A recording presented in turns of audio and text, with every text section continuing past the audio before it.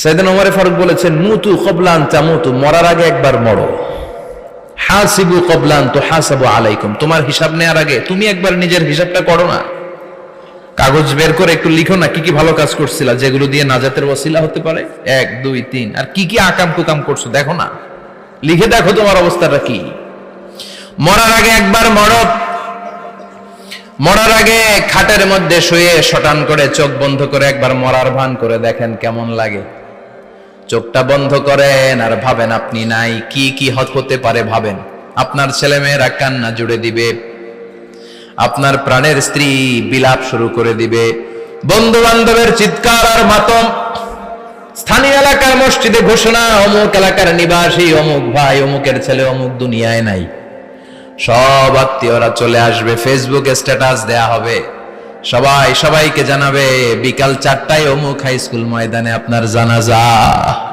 ছুটে আসবে, সবাই ছুটে আসবে আপনাকে শেষ বিদায় দিতে, গুড বাই জানানোর জন্য, আল ওয়াদা, বিদায় জানাতে আসবে সবাই। 4 তাকবীর দিয়ে আপনার জানাজা হবে, অশ্রুসিক্ত জানাজায় আপনার বিদায় হবে। কাঠের খাটিয়ার মধ্যে করে কাঁধে তুলে আপনার কবরে নেওয়া হবে, আগে থেকে খুঁড়ে রাখা কবরটার মধ্যে আপনারে বিছিয়ে দেয়া হবে, বাঁশের কচি দিয়ে তার উপরে মাটির চাপা দিয়ে সব চলে যাবে। ভাবেন না একবার চোখ বন্ধ করে, this is the circle of life, this is the nature of life. এটা সবার হবে, আমার হবে, আপনার হবে। এত মায়া, এত ভালোবাসা কই যাবে? কেউ থাকবে না, সবাই আপনার অন্ধকার কবরে রেখে দিয়ে চলে আসবে। উপরে বাঁশের কঞ্চি, তার উপরে মাটির চাপা, অন্ধকার আর অন্ধকার। এই অন্ধকার যেন শেষ হতে চায় না, শুধুই অন্ধকার, ঠিক কিনা? এজন্য আমাদের চলে যেতে হবে। দাদা গেল, চাচা গেল, মামা গেল, আমাদেরকেও যেতে হবে, জোরে কোন ঠিক কিনা? একদিন মাটির ভেতরে হবে ঘরে মন আমার, কেন বন্ধ দালান ঘর, প্রাণ পাখি উড়ে যাবে পিঞ্জর ছেড়ে,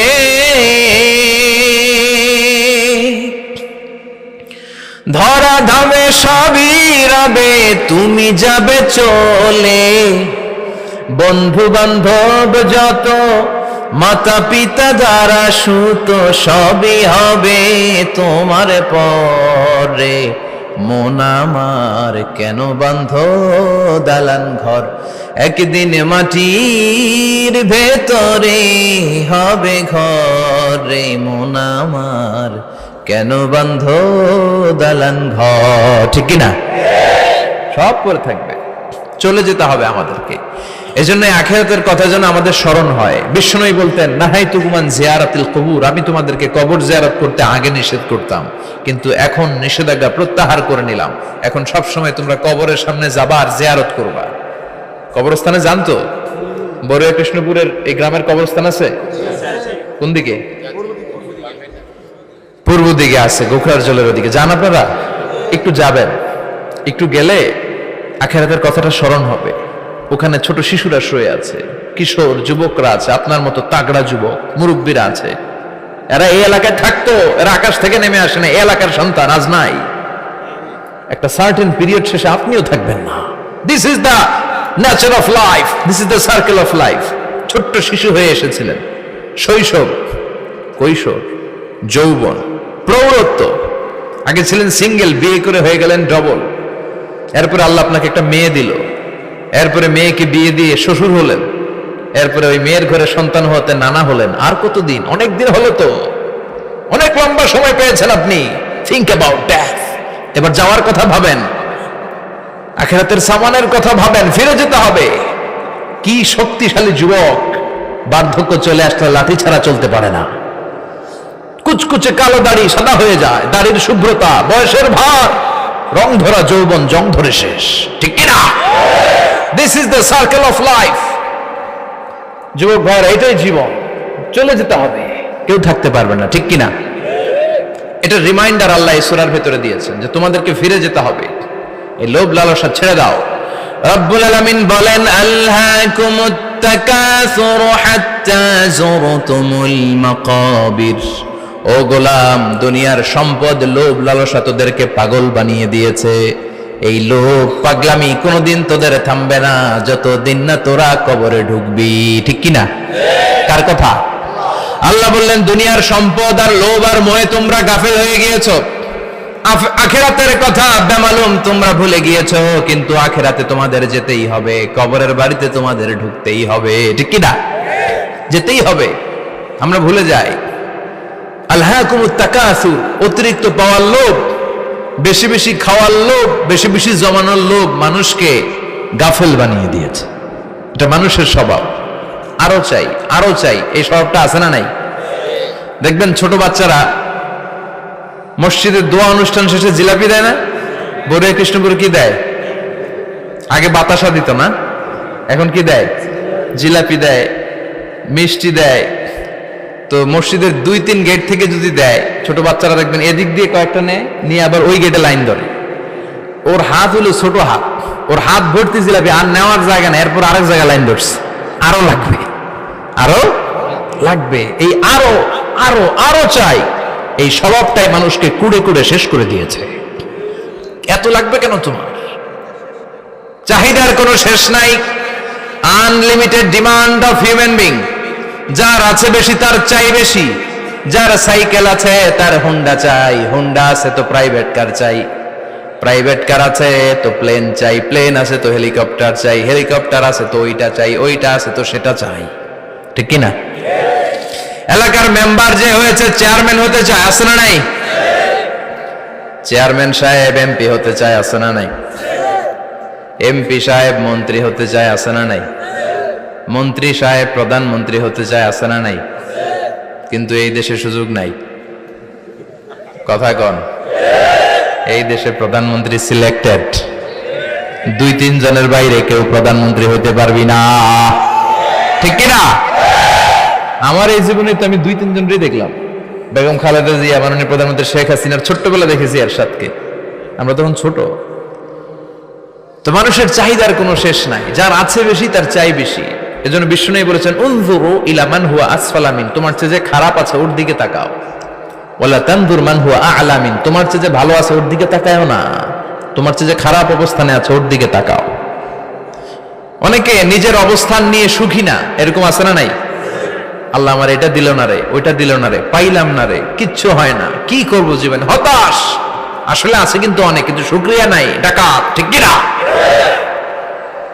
নিজের অবস্থান নিয়ে সুখী না, কিন্তু অনেক লোক আছে তারা আপনার অবস্থানে পৌঁছতে চায়।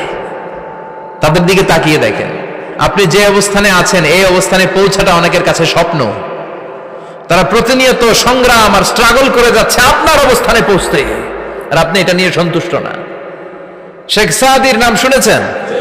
বালাগাল উলা কাশাফাত দুজা, এই কবিতাটার রচয়িতা ইরানের বিখ্যাত এক কবি। উনি একবার আর্থিক সমস্যার মধ্যে দিয়ে সময় কাটাচ্ছেন, টাকা নাই, পয়সা নাই, পায়ে দেওয়ার মতো জুতা নাই। উনি খুব দুঃখ পেলেন, হায় রে, আমি ইরানের এত বড় কবি, আমার পায়ে দেওয়ার মতো জুতা নাই। দুঃখ ভরা মন নিয়ে রাস্তায় হাঁটতে বেরোলেন। হাঁটতে হাঁটতে হঠাৎ দেখলেন একটা লোক শুয়ে শুয়ে কাঁদছে, ওই লোকটার 2টা পাই নাই, পাই নাই। উনি সেজদায় পড়ে গেলেন, আল্লাহর কাছে ক্ষমা চাইলেন, আল্লাহ অনেক দিয়েছো, শুকর আলহামদুলিল্লাহ। এজন্য যেই পরিস্থিতিতেই থাকি না কেন আমরা কি পড়ব? জোরে বলেন, কি পড়ব? এজন্য আল কানাতু মিনাল ইসলাম, অল্পে তুষ্ট থাকার নাম হলো ইসলাম। সম্পদ লাগবে কিন্তু সম্পদের পাহাড় লাগবে না। ঠিক কিনা? অল্প খান, অল্প পড়েন, অল্প জামান, অল্পের ভেতরে বরকত ঢুকাইয়া দিছে কে? দেখবেন যাদের সম্পদ অল্প তারা সুখী বেশি। জরিপে এটা দেখা গিয়েছে, অনেক সার্ভেতে এটা এসেছে, যারা সম্পদশালী এরা দুঃখী বেশি, এদের দুঃখ বেশি, টেনশন বেশি। খুব স্বাভাবিক, টাকা যার বেশি রোগ তার বেশি, টাকা যার বেশি টেনশন তার বেশি, টাকা যার বেশি ঘরে শান্তি তার কম। আছে না নাই? ঘরের ভেতরে অশান্তি, ছেলে কথা শোনে না, ছেলে টানে গাঞ্জা, মেয়ে করে পরকিয়া। আছে না নাই? স্ত্রী কথা শোনে না, ভালোবাসা নাই, ঘরটা জাহান্নামের টুকরা। রোগ বালাই, এক একটা হসপিটাল বিল পরিশোধ করতে মাসে 5 লাখ 10 লাখ। আছে না নাই?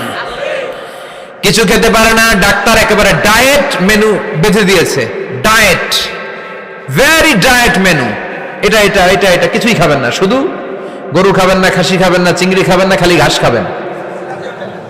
ইচ্ছে মতো ঘাস খাবেন, মানে ঘাস জাতীয় যত আইটেম আছে সব খাবেন, শাক খাবেন, সবজি খাবেন, সালাদ খাবেন, গরু, চিংড়ি, মুরগি, গোশত, ইলিশ কিছু খেতে পারে না। তাহলে রোগ বেশি, খাওয়ার মজা নাই, ঘরে সাংসারিক শান্তি নাই, খালি ব্যারাম আর ব্যারাম, ঠিক কিনা? কিন্তু সম্পদের পাহাড় ঘটেছে। আর অল্প যারা খায়, অল্প পড়ে, রিক্সাওয়ালা, কুলিওয়ালা, অল্প বেতনের চাকরি, কিন্তু হক হালালি মেনে চলে, দেখবেন শান্তি আছে অনেক। হ্যাঁ, বাসা ভাড়া দেয়, ফ্যামিলি চালায়, বাচ্চাদের স্কুল বিল, এরপরও মাস শেষে 1-2 হাজার টাকা হাতে থেকে যায়। আর ওর প্রতি মাসে 10 কোটি টাকা ইনকাম, তারপরও ব্যাংকের ঋণ আছে না নাই? সুখ কারে বলে? কিভাবে আপনি সুখকে ডিফাইন করবেন? সুখ তো টাকায় কিনা যায় না, শান্তি টাকা দিয়ে হয় না, শান্তি দেওয়ার মালিক কে? শান্তি আছে অল্প খেয়ে শুকর করার মধ্যে, শান্তি আছে আলহামদুলিল্লাহর মধ্যে। চিল্লায় বলেন ঠিক কিনা? এজন্য অল্প খাবো, অল্প পড়বো, অল্প জামাবো, অল্পের ভেতরে বরকত দিয়েছে কে? দেখেন ধনী ভাইরা খেতে পারে না, কিন্তু রিক্সাওয়ালার কি সমস্যা হয়?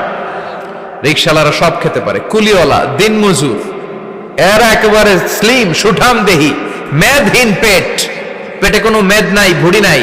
আর কোটিপতিদের মেদ আছে না নাই? এত বড় বড় পেট, ঠিক কিনা? আমাদেরও পেট আছে, তবে হালাল পেট, এটা হারাম টাকা দিয়ে এই ভুড়ি বানাই নাই আমরা। ছেলে বলেন ঠিক কিনা? রিক্সাওয়ালা, কুলিওয়ালা নিজেও নামাজ পড়ে, বউও নামাজ পড়ে, বাচ্চাটাও নামাজ পড়ে, রিক্সা চালায় আর জিকির করে লা ইলাহা